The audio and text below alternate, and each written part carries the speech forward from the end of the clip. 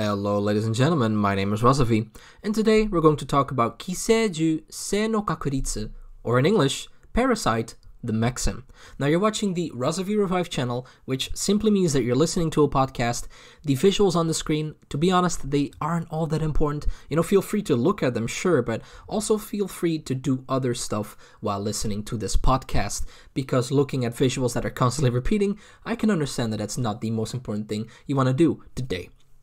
So let's talk about Parasyte The Maxim, because it's really, really good. Now, this is the horror month or the Halloween month on the Razovy Revived channel. So that is also why I'm going to talk about Parasyte today, because this anime is very horror-like. In fact, if you go to any list or my anime list, you will see that it has a horror tag. So I felt that it was appropriate to talk about this during Halloween, even though it's not Halloween yet, but you know what I mean. It's the Halloween month on my channel.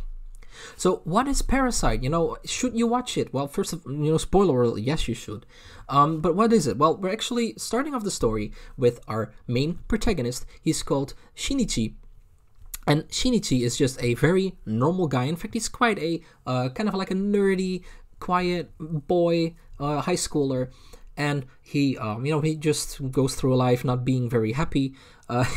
He's not very much accepted by his peers, and he's just not very happy with his life. But that he goes through the motions and just does his thing, like I think almost every person walking on this planet does in some way or form. Now he does that, and all of a sudden, during the night in Japan, at least, maybe in the world that's a whole different story, but in Japan during the night, certain green objects, kind of like spores, sort of, fall from the sky. And they actually fall from the sky and land on people, right, while they're sleeping.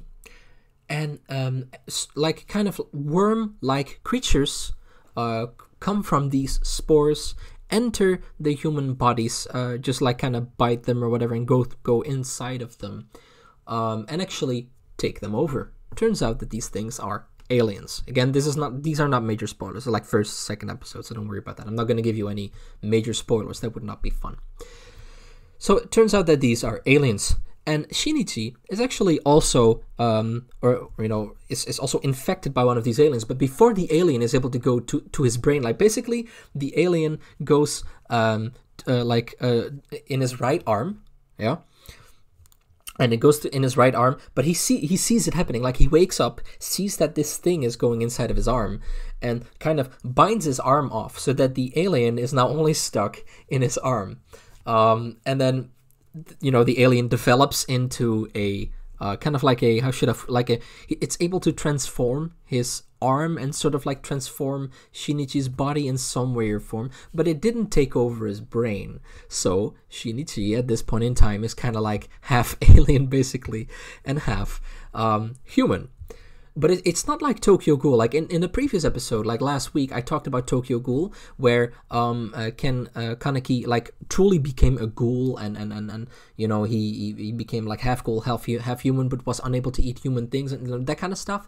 That's not the case here. So Shinichi actually truly only feels compassion for the humans, right? He doesn't feel like he's half alien, or he doesn't feel like he should support the aliens in some way or form. Because the problem with these aliens is like with the ghouls in Tokyo Ghoul, they're just like humans, except they eat human beings, right? So they have feelings, they have emotions, they care about each other, they sometimes even care about humans as well. But these aliens here in Parasyte, they don't have emotions. They just care about the instincts that they were given when they were born, right? They are very they just simply lack emotions. So they don't care if someone is suffering. They don't care if they are suffering, right? They don't care about each other either. They only care about the task that they were given, which is get inside humans, take them over, and then try to get it, do that to as many humans as possible, and then that's their task, and whatever comes next, that's not what they think about, because that is not their task, right? So they have a purpose, they have a purpose, and that's what they try to fulfill. That's it. No emotions, nothing. So Shinichi doesn't feel any empathy towards these creatures. In fact, he is using this alien that is now in his right arm to actually fight off these aliens. Now, this alien, he's in his right arm, he's actually called Migi. That's like his pet name, like his, yeah, just his nickname. And that's maybe a fun fact for the people that don't know. The reason that this alien is called Migi is because he actually is stuck in the right arm of Shinichi, and in Japanese, right means Migi, right? So Migi is right side.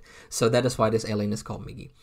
So yeah, and this alien, since this alien doesn't feel emotions either, and it's kind of like a win-win situation for the both of them, this alien doesn't, like Migi doesn't care if it has to slaughter his fellow alien brethren, basically, because Migi only cares about the fact that Shinichi needs to stay alive for him to stay alive. And yeah, it kind of sucks that he didn't take over the brain, but at least Migi is still alive and running, basically, right?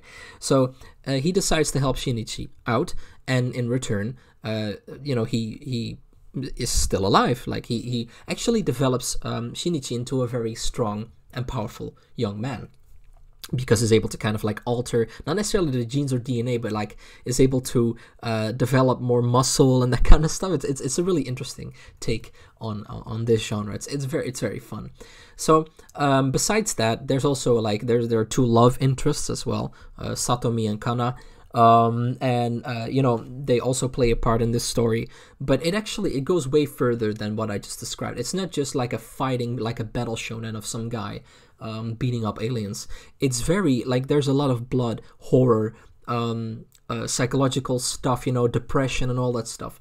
It's a very adult anime. This is not your typical shonen battle, battle shonen. Absolutely not. No way in all. And also the aliens, they also, of course, become smarter. They learn about the human world. They start banding together. Even though they might not care about each other, they band together to survive. And they infiltrate high-ranking positions in the human realm, which is also very dangerous, of course. They kill whenever they need to. They don't care. It's truly incredible. In fact, at some point, the aliens start to mate with each other because they have human bodies, so they're capable of doing so. Not because they want to have children to care for, but to see if it's possible, and to see if this baby then is an alien, or is this baby then a human. I'm not going to spoil what happens, of course, but it's all such an interesting take on this genre, and it's very, very cool. I remember watching this a couple of years back. I think not when it came out, I think like a year later or something after that. And I remember being blown away by how good it is. In fact, this is one of the few anime that I really want to rewatch anytime soon, because it was very, very good. And Shinichi goes through like a lot. Like he loses people. He at some point he becomes like this killing machine, even though he used to be such a kind person. And what I also really like about this anime, and that is something that I think is really, really good, it has a proper ending. Most anime nowadays don't have a proper ending. Why? Well, because they want to sell as much manga and other stuff as they can, so they don't give the anime a proper ending to sell you manga.